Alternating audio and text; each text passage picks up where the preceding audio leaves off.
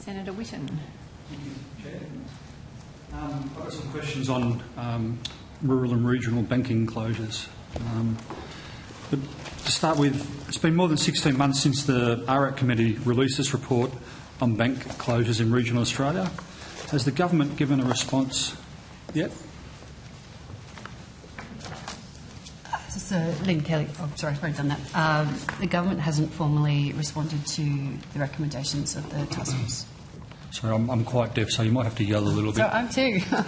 No, the government hasn't formally responded to the recommendations of the task force. However, the government has taken the recommendations in consideration in a number of the initiatives that have been announced subsequently.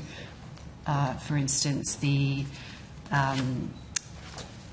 there was an announcement in February the government made around a moratorium on major bank branch closures in regional and remote Australia. Likewise, the government announced in February commitments from the majors to renew their contracts with Bank at Post. Yep. Likewise, I'll come to that if that's okay. Okay. Yep. The ARAC report recommended an expert panel be commissioned to investigate the feasibility of establishing a government bank. Has Treasury considered the recommendation?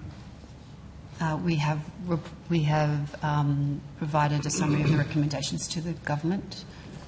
Considering a government bank? So specifically? we have, as often is the case after a report is handed down, we provide a summary of those to the government. We haven't provided advice in relation to that recommendation. Okay. On July 24 this year, Assistant Treasurer David Molina stated in Parliament that government has secured access to banking services in regional Australia, and I quote, "Banks have a responsibility to regional communities and we're holding them to it." That was 3 weeks after Bendigo Bank announced the closure of 10 branches, including 5 that are the last banks in town. One of these was Queenstown in Tasmania, where the branch was the last branch on the entire west coast. The closest bank is now 150 kilometres away, but it's a 4-hour round trip to get to a bank. On the same day, the Assistant Treasurer's speech, Bendigo Bank further announced the closure of 28 branches, 17 of which are the last genuine banking services in their towns, including Cunderdin in my home state of WA, with a 120-kilometre trip to their closest branch. What has the government said or done about Bendigo Bank's closure spree? Did the government talk to Bendigo Bank about it? I think it sounds like more of a question for me, Senator Whitten, than the officials. We'll come back to you about... I don't know what the engagement between the government and Bendigo Bank post their decision was. I'm very happy to provide that on notice. But, of course, the government's approach here, as I think you indicated in your question, has been about securing that moratorium on bank closures until I think the middle of 2027,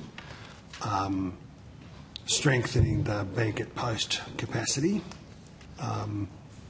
But we're absolutely aware that not only is there a question in regional communities where people have to travel for banking services, particularly people who require cash, or to make deposits, or to do all of the things that people have a legitimate expectation that they are able to do. But of course, the decades of bank closures that happened prior to that mean that not only are people apprehensive in communities about what a closure might mean for them, but there are people who are experiencing challenges in this area and have been for quite some time. So the Bank at Post reforms are designed to strengthen, doesn't completely resolve all of those questions. And then the moratorium is an important step too, and government will continue to examine the approach here. Okay. Given the taxpayer-funded privileges banks enjoy, including the financial claims scheme guarantee of their liabilities, which materially boosts their bottom line, should they be expected to provide a service to rural and remote communities in exchange? Senator that's asking for an opinion. I would just note we do have a major bank levy that applies to the 5 biggest banks in Australia, and partly reflects,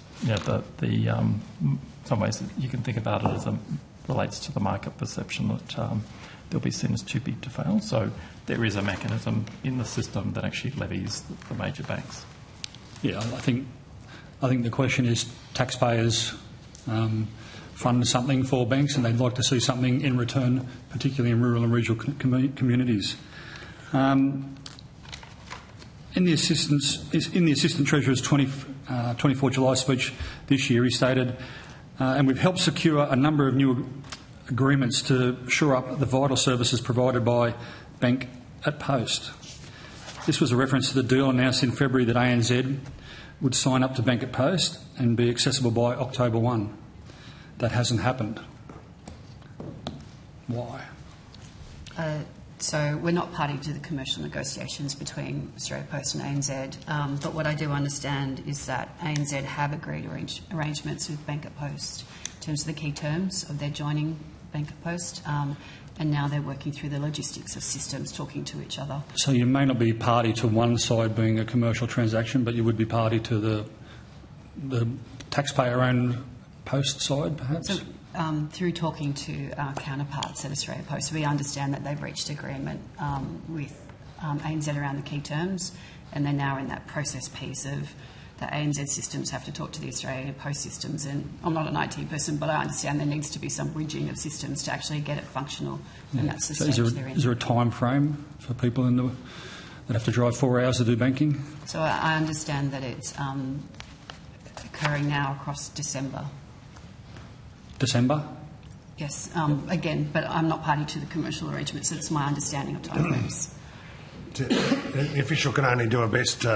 Obviously the government's watching it closely, but she's trying to relay what is the agreement between those two parties. It's not something that the government is a party to, but it'll be better if it was October. December is better than January. We want to see progress on that agreement being delivered upon, as we do with the range of other agreements that are out there at the moment to try and make sure people get decent services in these towns. Okay. Hundreds of residents of Queenstown called and messaged the Prime Minister and the Treasurer in August, asking them to intervene to save the bank branch.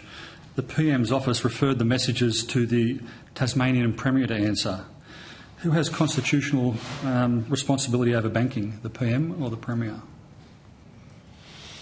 Sounds like a good question for the Attorney General's Department. We've all got responsibilities, Senator Whitten, and the Government of Tasmania I'd like the Prime Minister will have an active interest in regional development and economic infrastructure in right across northern Tasmania. We're in live discussions with them all of the time about these kind of questions, and I reckon that the Premier would have been delighted to receive that correspondence, and we'll look forward to hearing about his response.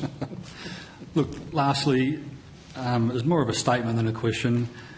The people on the west coast of Tasmania are driving 4 hours for banking. The Shire of Ashburton has no banking. There's so many small towns around the country that are looking for some assistance. I'd suggest that if we could put the pedal to the metal on this Bank at Post issue, it would be appreciated by many, many Australians. Thank you, Chair. If there's anything additional that we can provide in terms of where Bank at Post is up to, we'll do that. Thank you. Thank you. Thank you.